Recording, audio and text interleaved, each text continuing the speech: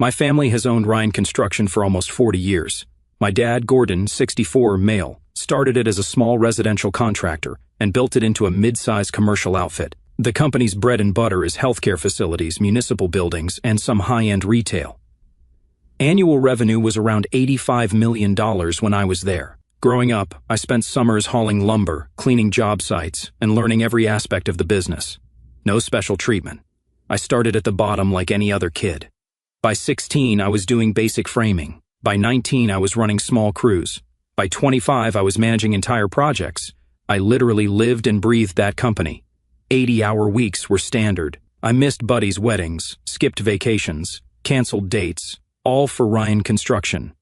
My dad's management style was old school, yelling when things went wrong, rare praise when things went right.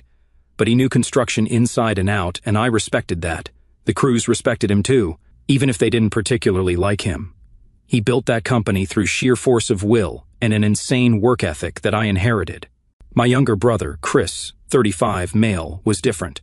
While I was waking up at 5 in the morning for job walks, he was sleeping until noon. When I was taking night classes in construction management, he was partying through a business degree Dad paid for. He was the golden child who never had to earn a damn thing. Chris would show up at job sites in pressed khakis and spotless boots, bark a few orders he'd heard Dad use, then disappear by lunchtime. The crews mocked him behind his back, but to his face they nodded and said, "Yes, sir," because he was the boss's son. I covered for him constantly, fixed his mistakes, redid his estimates, smoothed things over with clients he'd pissed off. My mom, Isabel, was always caught in the middle. She'd make excuses for Chris while pushing me to understand. Your brother's different than you. Translation, don't expect him to work as hard as you do. Mom worked as the company's office manager until the business grew enough to hire professionals. She still came in 3 days a week to help with the books, which mostly meant she kept tabs on everything for Dad. Despite the family drama, the company was my future. I was next in line to take over when Dad retired. Everyone knew it, the employees, the clients, the competitors, everyone except Chris, apparently. I met my wife, Grace, when we were both 27. She was an architect we hired for a medical office project. Smart as hell, didn't take any crap, and could hold her own with the roughest superintendent on my crew. Our first conversation was an argument over a design change that would have added $50,000 to the budget. She won, and I was impressed enough to ask her out. We got married a year later, and 2 years after that, our son, Ethan, was born. That kid, man, he was everything. Smart, funny as hell even at 6 years old, and had this way of looking at you that made you feel like the most important person in his world. I'd come home exhausted from 14-hour days, and the second I walked in, he'd sprint full speed and launch himself into my arms. Instant reset button. Ethan loved construction sites. I'd take him to the safer ones on weekends, and he'd strut around in his little hard hat and vest, inspecting everything. The guys would sneak him candy and let him sit in the equipment. By age 5, he could name every piece of heavy machinery and knew what it was for. He'd correct people if they called a backhoe an excavator. For the first time in my life, I started questioning whether the family business was worth the insane hours. I was missing time, missing t-ball games. Grace never complained, but I could tell it was wearing on her too. She'd gone part-time at her firm to have more flexibility with Ethan while I was still grinding away 70-plus hours a week. But I kept pushing because that's what was expected. I was crushing it at work, landed 3 major hospital contracts in 2 years, expanded our civil division, and was on track to take over as president when Dad retired. The company had grown to 150 employees under my management, with another 200 to 300 subcontractors on our projects at any given time. Then came that Wednesday in April, the day the trajectory of my entire life changed. The call came at 2:17 in the afternoon. I know the exact time because I checked my watch, annoyed at the interruption. I was in the middle of a heated subcontractor meeting when my phone lit up with Grace's number. Her voice was wrong, shaking. "Cole, it's Ethan. There's been an accident at school. We're at Children's Hospital. You need to come now." I don't remember driving there. I don't remember handing off the meeting or what I said to anyone. I just remember running through the ER doors and seeing Grace's face. You know that look that tells you your life is about to split into before and after? That's what I saw. Ethan had collapsed during recess, some kind of brain aneurysm that no one knew he had, a ticking time bomb that had been there since birth. The doctors were already working on him, but it didn't look good. The pediatric neurosurgeon, Dr. Suri, explained it to us in the small consultation room. Terms like arteriovenous malformation and hemorrhagic stroke that sounded like they had no business being applied to a 6-year-old. Words like critical, uncertain, and prepare yourselves. I called my dad immediately. "Ethan's in critical condition. I don't know when I'll be back. His response, keep me posted. We have the county bid due tomorrow. No, I'm sorry, or we're on our way. Just a reminder about work. For 3 days, we lived in that hospital. Grace and I took shifts sleeping on the plastic chair by Ethan's bed, while doctors ran test after test. The nurses in the PICU were angels, bringing us coffee, finding us toothbrushes, updating us on every minor change. My 2 closest friends from college showed up without being asked. Sean, who works in city planning, brought us real food, handled calls, and ran interference with everyone asking questions. Steve, who's a lawyer, made sure we understood everything the doctors were telling us and helped navigate the insurance crap. Sean set up a rotation of neighbors to check on our house and walk our dog. Steve handled calls to family members and close friends. They managed everything so Grace and I could focus solely on Ethan. My mom showed up once for about 30 minutes. She brought a teddy bear and some homemade cookies, stood awkwardly by Ethan's bed, then said she had to get back because your father needs help with the McGrath proposal. Dad and Chris didn't come at all. Too busy with the Porter project, Mom explained, not looking me in the eye. On the 4th day, Dr. Suri came in with 3 other doctors. I knew before they said a word. The damage was too extensive. The bleeding couldn't be controlled. Our son was gone, just like that, 6 years old. I remember standing in that hospital hallway, Grace sobbing against my chest while Dr. Suri explained our options. Like there are options when your child dies. Organ donation, funeral arrangements, grief counseling. I felt like someone had scooped out everything inside me and left just enough to keep breathing. We held his small funeral 3 days later. Grace chose everything. The tiny casket, the blue suit he'd worn to my cousin's wedding, the dinosaur toys we buried with him. I couldn't make decisions. I just stood there, holding her up. Grace's family flew in from Oregon. Her parents, 2 sisters, and uncle. They took over our house, cooking, cleaning, answering the door and the phone. My crew showed up in force, hardened construction guys in ill-fitting suits, standing awkwardly with tears in their eyes. Tom, my superintendent, organized a memorial fund in Ethan's name. Sean and Steve handled all the arrangements, so we didn't have to think. Dad and Chris showed up 15 minutes late to the funeral, stood in the back, and left before the service ended. Something about an emergency client meeting they couldn't reschedule. They didn't speak to me or Grace, didn't even approach the casket. I saw Tom watching them leave, his face hardening. He caught my eye and shook his head slightly. I just turned away. I couldn't process that betrayal on top of everything else. A week after burying my son, I went back to work. Not because I was ready, hell no, but because sitting in our too quiet house was killing me. I figured work would distract me, that I could lose myself in schedules and budgets and not think about dinosaur pajamas and bedtime stories. Grace went back to her firm part-time. Her boss was incredibly understanding, letting her set her own hours and work from home. We were like ghosts passing in our own house, each trapped in our private grief. My team at Ryan Construction was solid. No sympathy cards or awkward conversations, just quiet nods, a hand on the shoulder, and picking up slack without being asked. Tom, my senior superintendent, had reorganized all my projects so the most urgent ones were handled, and the rest could wait. The guys on site were different with me, careful, watchful. They'd pull me aside to show me something or ask a question, giving me an excuse to focus on work problems instead of my life falling apart. I appreciated it more than they knew. Around 2 in the afternoon on my first day back, Dad's assistant called. Gordon wants to see you in the conference room. When I walked in, Dad was sitting at the head of the table with Chris beside him. Brett Mason, our CFO, who'd been with the company since day one, sat opposite, looking uncomfortable. Nobody made eye contact. Have a seat, Cole, Dad said, like this was any other meeting. No, how are you holding up? Or sorry about Ethan, just have a seat. I sat, waiting. The silence stretched until Dad finally spoke. We need to make some changes. The Porter County project is 3 weeks behind schedule, and we're looking at major liquidated damages. The St. Luke's Hospital extension is over budget by $1.2 million.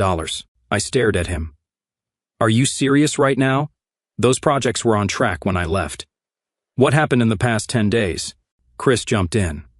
Don't try to blame anyone else, Cole. These were your projects, your responsibility. Brett looked down at his notepad, saying nothing. Dad continued like I hadn't spoken. Effective immediately, you're being demoted to project manager. Chris will take over as vice president of operations. Your salary will be adjusted accordingly. The room started to spin. You're demoting me because I took time off when my son died? Business doesn't stop for personal problems, Dad said, shuffling papers. We almost lost the West Side contract while you were gone. I looked at Brett, who'd been like an uncle to me. He taught me estimating when I was still in high school. He wouldn't meet my eyes. This is bullshit, and you know it, I said. Those projects were on schedule. I checked in with Tom before I left the hospital. What did you two do in the past week? Chris smirked. Maybe if you were focused on work instead of... Dad cut him off but then delivered the killing blow himself. Your son's death is costing this company millions. Your son's death is why you're being demoted. If your son hadn't died, these projects would still be on track. The room went silent. Even Chris looked shocked at how Dad had phrased it. Brett finally spoke. Gordon, that's not... Stay out of this, Brett, Dad snapped. I sat there, blood roaring in my ears, unable to process what I just heard. My father had just blamed my dead 6-year-old for company problems that didn't exist 10 days ago. Say that again, I said, my voice quiet. Dad looked directly at me. The company comes first, always has. You used to understand that. I stood up slowly, my chair scraping loudly across the floor. My son's name was Ethan. He was 6 years old. He loved dinosaurs and could already read at a 3rd grade level. He died 4 days ago, and you couldn't even be bothered to stay through his entire funeral. I reached for my company badge and keys, setting them on the table with a finality that echoed in the quiet room. You want to know something, Dad? I've given this company everything. Missed vacations, worked 80-hour weeks, sacrificed time with my family, with my son, for this place. And it turns out the company I've been killing myself for isn't worth a single day of my son's life. I walked out without looking back. As I packed up my office, Tom appeared in the doorway. I heard, he said simply, they're making a mistake. Within an hour, word had spread. One by one, people started stopping by. Jim from estimating, Raphael from field operations, even Diane from accounting. By the end of the day, 7 key people had resigned, including Tom and Brett, not with big dramatic speeches, just quiet, firm decisions that required no explanation. As I carried my box to the parking lot, Brett caught up with me. This isn't right, Cole. Your father's making the biggest mistake of his life, and I told him so. Those projects were fine. Chris messed with the schedules after you left, pushed deadlines up, reassigned crews, changed material orders. I wasn't surprised. Why are you telling me this? Brett looked at me, decades of loyalty warring with his sense of right and wrong. Because I've watched you grow up in this company. Because I helped your dad build this place, and I can't be part of what it's becoming. That night, I sat in Ethan's room, holding his favorite T-Rex toy, and made myself a promise. I wasn't going to just walk away. I was going to rebuild and make them regret the day they used my son's death against me. The next morning, my phone started blowing up with calls and texts. News travels fast in the construction world, especially news this juicy. By noon, I had job offers from 3 competitors and 2 former clients. Apparently, Chris had sent out an email to clients explaining my departure by hinting that I'd made critical errors on recent projects. Classic Chris move, throw me under the bus while I was still reeling from burying my kid. But it backfired spectacularly. Our clients weren't idiots. They knew who really ran those projects. One client, the CEO of Midwest Healthcare, called me directly. Cole, I got this bizarre email from your brother. What the hell is going on over there? When I told him the bare minimum, that I'd been pushed out after taking time off for my son's death, he was silent for a moment. Then, we're putting our next 3 projects on hold until this is sorted out. Your brother's not running our $20 million cancer center. No way. But one message stood out from all the others. Jack Russo, owner of Rivet Construction and my dad's biggest competitor for the past 20 years. All it said was, lunch tomorrow. The Chop House. 1 in the afternoon. Jack and I had crossed paths at industry events but never really talked. My dad hated him with a passion, claimed Jack had stolen clients years ago when they were both starting out. The rivalry was legendary in local construction circles. I figured I had nothing to lose, so I went. Jack was already there when I arrived. Tall, fit for a guy in his early 60s, salt and pepper haircut, military short. He stood to shake my hand, firm grip, direct eye contact. Thanks for coming, Cole. I heard what happened. Your old man's a real piece of work. We ordered, making small talk about industry gossip. Jack was surprisingly easy to talk to, straightforward, no BS, with a dry sense of humor that reminded me of some of my site supervisors. He knew his stuff too, asked detailed questions about material cost trends and new structural systems. Finally, Jack got to the point. I want you to come work for me. VP of Operations, full autonomy, salary that beats what you were making by 35%. And I want your guys, the ones who walked out with you. All of them. I almost choked on my water. Why? You don't know me. Not really. Jack leaned forward. I know enough. I know you turned the St. Luke's project around after the last contractor screwed it up, which happened to be me, by the way. I know your crews don't quit because you treat them like humans, not machines, and I know talent when I see it. He slid a folder across the table. Inside was a contract, already drawn up, with terms better than I expected. Take a few days, think it over, but don't take too long. This industry moves fast. As I was leaving, Jack said one more thing. For what it's worth, I'm sorry about your son. I lost my daughter to cancer when she was 12. Different kind of hell, but still hell. I hadn't known that about him. It explained a lot. That night, I got a surprise visitor. Brett showed up at my door. I've got something you should see, he said, pulling out a flash drive. Backed up before I left. Company policy, regular backups. His slight smile told me there was nothing regular about this backup. It was financial records, emails, project documentation, evidence that Chris had deliberately sabotaged my projects after I took leave. He'd reassigned key personnel, delayed material deliveries, and made impossible promises to clients. Brett sighed. Your dad's been talking about retirement. Everyone assumed you'd take over, but Chris has been in his ear. This was their chance to push you out. They've been planning it for months, just needed the right opportunity. The emails went back 6 months. Chris complaining to Dad that I had too much control. Dad agreeing they needed to realign leadership. They'd been plotting to demote me long before Ethan died. I stored the flash drive in my safe, not for revenge, for protection. If they tried to blame failures on me, I had proof. 3 days later, I called Jack and accepted his offer, with one condition: I wanted to build my own team from scratch. He agreed without hesitation. Within a month, I had moved into my new office at Rivet. The view was better, the coffee stronger, and the weight on my shoulders somehow lighter despite everything. Grace noticed it too, said it was the first time in years she'd seen me come home without that tight look around my eyes. Jack was true to his word. Full autonomy, no micromanaging, resources when I needed them. My team, the 7 who'd walked out with me, slotted into their new roles like they'd been there for years. Tom took over field operations, implementing a new quality control system that cut our rework by 40%. Raphael, who'd been underutilized at Ryan, revolutionized our tech infrastructure. Jim from estimating brought his entire client database with him. Perfectly legal, he'd built those relationships himself. Brett didn't come with us. Too old to start over, he claimed, but he consulted behind the scenes, helping us navigate the transition. He knew where all the bodies were buried at Ryan Construction, which projects were in trouble, which clients were unhappy, which subcontractors were looking for better partners. The first big test came 3 months in. The city announced bids for the new convention center expansion, a $40 million project, the kind that makes or breaks companies our size. Both Rivet and Ryan Construction were on the short list, along with 2 national firms. I knew my dad would pull out all the stops. This project would be his legacy. But I had an advantage he didn't know about. Sean, my friend who'd been there for us during Ethan's hospitalization, was now working for the city's planning department, not in procurement, but close enough to know which way the wind was blowing. They're worried about Ryan's recent project delays, Sean told me over lunch one day. Word's getting around about missed deadlines. Your brother's making promises he can't keep. I wasn't surprised. Chris had always been better at talk than action. He'd swagger into meetings with fancy PowerPoints but couldn't tell you how to properly lay a foundation. When bid day came, we submitted a proposal that wasn't the cheapest but offered something different: certainty. We backed our timeline with liquidated damages that would hurt if we missed them, but I knew we wouldn't.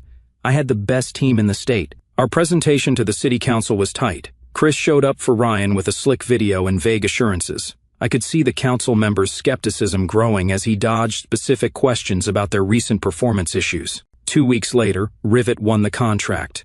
The announcement made the front page of the business section, with quotes from Jack praising the team he'd assembled.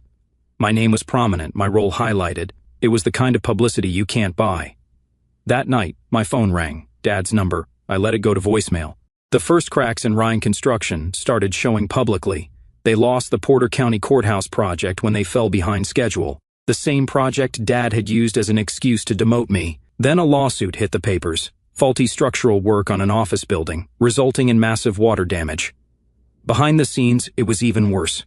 I heard from industry contacts that morale was in the toilet. Key people were jumping ship monthly. Projects were coming in late and over budget. Client complaints were piling up. The construction community in our region isn't large. Word travels fast when a company's in trouble. Suppliers started demanding payment up front. Bonding companies raised their rates. Subcontractors began building extra cushion into their bids for Ryan projects, assuming they'd face delays and changes. One Wednesday afternoon, Brett called me. We still met for lunch occasionally, though he'd officially retired 6 months earlier.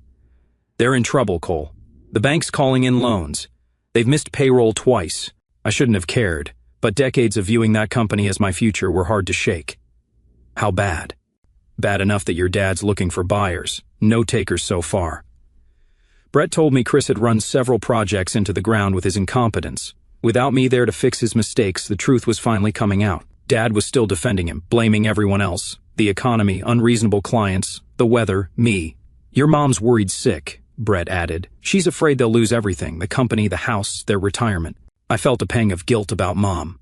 She'd enabled Dad and Chris for years, but she'd also been caught in an impossible position. Still, she'd made her choice when she didn't stand up for me or Ethan. 2 days later, my phone rang, Mom's number. I hesitated but picked up. Cole, her voice was strained. Your father needs to talk to you. It's important. I'm sure it is, I replied. But I'm not interested. Please, Cole. The company's about to go under. He needs your help. I laughed. Couldn't help it. The company that fired me when my son died, that company, he made a mistake. We all did. Please, just talk to him. I agreed to a meeting, neutral territory, a coffee shop downtown. I told Grace where I was going, and she just nodded. We were doing better these days, slowly rebuilding our life together. She'd found a grief support group that helped. I buried myself in work instead, but it was getting easier. Dad looked older than I remembered, more gray, deep lines around his eyes. Chris wasn't with him, interestingly enough. He got straight to the point. We're in trouble. I need your help to save the company. Why would I help you? I asked, genuinely curious about his answer. Because it's your legacy, too. 20 years of your life. Your grandfather helped me start it. It's in your blood. I stirred my coffee slowly. My son was in my blood, too. Didn't seem to matter much to you then. Dad had the decency to look away. I was wrong. What I said about Ethan, it was unforgivable. I was stressed and... Stop, I cut him off. You don't get to use his name. Not anymore. He nodded, then pushed a folder toward me. We're 3 weeks from bankruptcy. I'm prepared to offer you 51% ownership, full control. You can fire Chris if you want. I'll stay on as a consultant only. I opened the folder, scanned the proposal, then closed it. No. Think about it, Cole. Everything you built... I'm building something better now, I said, standing up. You wanted me to put the company first. I finally learned that lesson, just not the company you meant. As I walked out, he called after me. This is your family. I turned back one last time. Not anymore. 3 weeks later, Ryan Construction filed for bankruptcy. The news spread through the industry like wildfire. Former employees called me, wondering if Rivet was hiring. I took the ones worth having. Dad tried calling again. I blocked his number. Then came the morning I opened my front door to find Chris standing there, looking like hell. Unshaven, eyes bloodshot, wearing the same entitled expression he'd had his entire life. We need to talk, he said, trying to step inside. I blocked the doorway. No, we don't. Dad's in the hospital, heart attack. They say it's serious. Something cold settled in my stomach, but I kept my face neutral. Sorry to hear that. That's it? Your father might be dying, and that's all you have to say? What do you want from me, Chris? He glanced around nervously, then lowered his voice. I need money. The bankruptcy froze everything, and I've got some personal debts that can't wait. Of course. He wasn't here about Dad at all. Some things never change. How much? 80,000, he said, like he was asking to borrow $20. I laughed. Not happening. Come on, Cole. I know you're making bank at Rivet. This is nothing to you. You owe me. I owe you? For what exactly? Sabotaging my projects? Helping Dad push me out when my son died? That wasn't me. That was all Dad's idea. I have the emails, Chris. All of them. Brett backed everything up before he left. His face paled. Look, I made some mistakes, but I've got people after me. Serious people. Gambling debts again? It wasn't the first time. Dad had bailed him out twice that I knew of. Get off my property, Chris. Dad gave you everything. You wouldn't be where you are without him. I stepped closer, my voice dropping. Dad gave me a job. Ethan gave me perspective, and you and Dad together gave me the push I needed to build something better. So, in a way, I should thank you. Before he could respond, a car pulled into my driveway. Jack stepped out, looking surprised to see Chris. Everything okay here, Cole? He asked, walking up the path. Chris's eyes widened.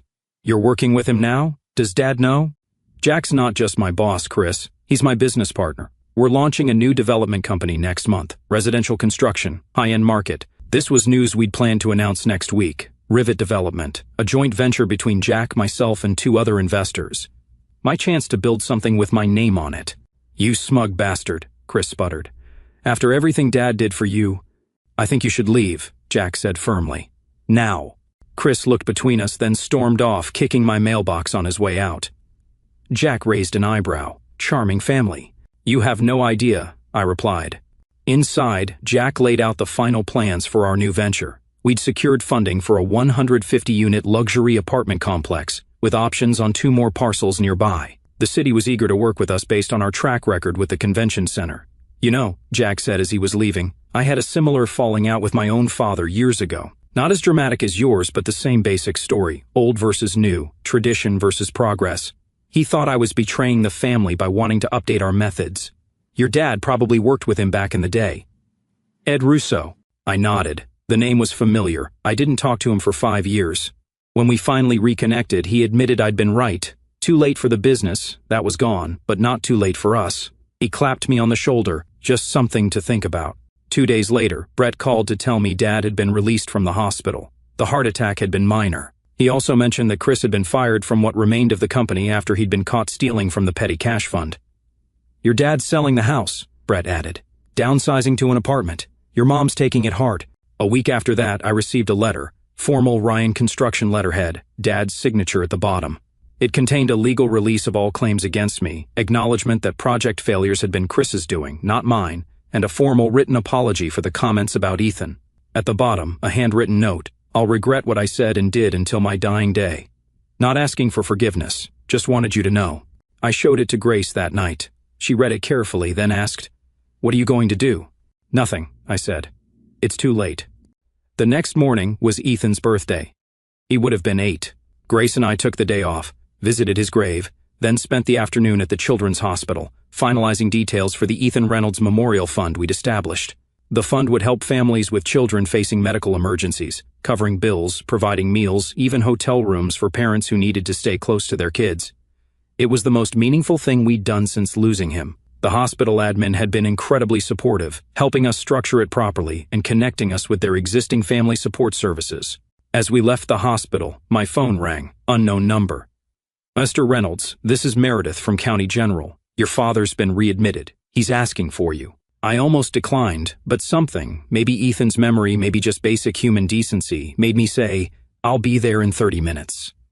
I told Grace, who squeezed my hand and said she'd come along if I wanted. I told her to go home and rest. This was something I needed to do alone. The hospital was on the other side of town. I used the drive to remind myself that I wasn't doing this for Dad or for my old life. I was doing it to close a chapter properly, on my terms. Dad was alone in the room when I arrived. No Chris, no Mom, just monitors beeping, and an old man looking even older than he had a few weeks ago. Thinner, diminished. For a second I saw him as he must have looked to others, not the towering figure of my childhood, but just a man who'd made terrible mistakes. He seemed surprised when I walked in. "You came." I stood at the foot of his bed. "What do you want?" "Sit down, please." I took the chair beside the bed, keeping distance between us. "The doctors say I need bypass surgery," he said. "Scheduled for tomorrow morning." I nodded, waiting. I wasn't going to make this easy for him. "I know it's too late," he continued. "What I said about Ethan, there's no taking that back." For the first time, he seemed genuinely remorseful, not just sorry for himself or the situation he'd created. "I've spent my life building something I thought was important," he said slowly. "Turns out I was destroying the only things that actually mattered." I didn't fill the silence. This was his moment to speak, not mine. The monitors beeped steadily, marking time between us. "I saw the announcement about Rivet Development," he said. "The apartment complex. It looks like an impressive project." I just nodded. "Your grandfather used to say I had my priorities backward, too focused on the business, not enough on the people. He was right. His eyes were tired, bloodshot. I wanted Ryan Construction to be my legacy. I thought I was building it for you and Chris. Turns out, I was just building it for myself. I could have pointed out that I'd tried to tell him this for years, that I'd begged him to delegate more, to take vacations, to come to Ethan's t-ball games. But what was the point now? "I'm not asking for your forgiveness or your help," he said finally. "I just wanted to look you in the eye and tell you I was wrong about everything, and to say I'm proud of what you've built. You've done it the right way." I studied him for a long moment. "Is that all?" He nodded. "That's all." I stood up. "Good luck with your surgery." At the door I paused. "I'll have someone check in with your doctors tomorrow. Let me know how it went." It wasn't forgiveness, it wasn't reconciliation, but it was the most I could offer right then. Walking out of that hospital, I felt lighter somehow. Not because things were fixed, they weren't and probably never would be, but because I'd faced him on my terms, without anger clouding my judgment.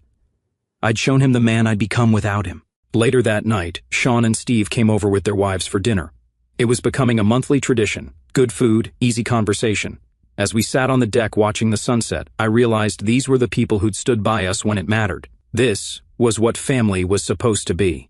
2 months later, Rivet Development broke ground on our first project, a 150-unit luxury apartment complex. The mayor came, along with various city officials and business leaders. Jack gave a short speech about building for the future, then handed the microphone to me. I talked about sustainable design, community integration, and economic impact, all the things you're supposed to mention at these events. As I was finishing, I noticed someone standing at the back of the crowd. Dad, recovered from his surgery, watched from across the street as we held the ceremony. He didn't approach, and I didn't invite him over. Some wounds don't heal, some bridges stay burned. But as I stood there, with the people who had become my real family, I realized something important. The company that fired me when my son died had unknowingly set me free. I built something authentic, something that honored Ethan's memory, and that's a foundation that won't crumble when the storms come.